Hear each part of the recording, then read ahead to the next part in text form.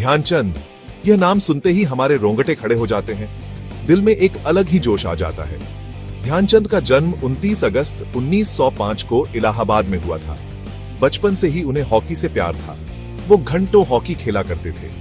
रात में चांद की रोशनी में भी प्रैक्टिस करते थे। कहते हैं तभी उनका नाम ध्यानचंद पड़ा। ध्यानचंद पढ़ाई में ज्यादा तेज नहीं थे, लेकिन हॉकी में उनका कोई मुकाबला नहीं था। 16 साल की उम्र में ही उन्होंने सेना ज्वाइन कर ली।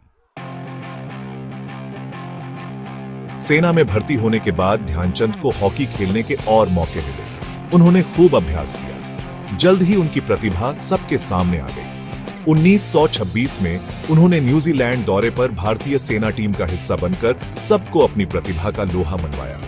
ध्यानचंद का खेल देखकर हर कोई हैरान रह जाता था।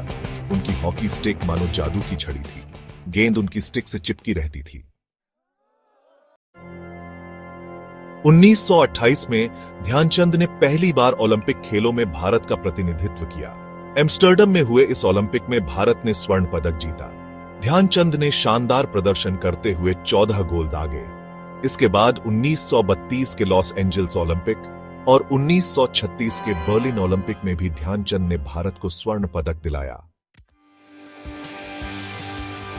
सेक्शन 4, हॉकी के जादूगर मैदान पर ध्यानचंद का जादू। ध्यानचंद को हॉकी का जादूगर कहा जाता था। उनकी गेंद पर पकड़ गजब की थी। ड्रिबलिंग इतनी तेज कि सामने वाला खिलाड़ी समझ ही नहीं पाता था। उनके गोल करने का अंदाज भी निराला था। गेंद मानो उनकी स्टिक से चिपककर गोल पोस्ट में चली जाती थी।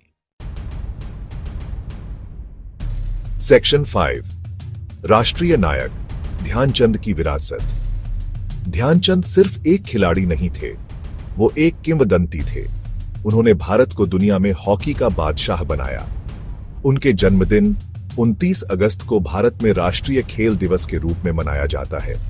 उनके सम्मान में दिल्ली में राष्ट्रीय स्टेडियम का नाम मेजर ध्यानचंद राष्ट्रीय स्टेडियम रखा गया है। ध्यानचंद को भारत के सर्वोच्च खेल सम्मान राजीव गांधी खेल रत्न और पद्म भूषण से भी नवाजा जा चुका है।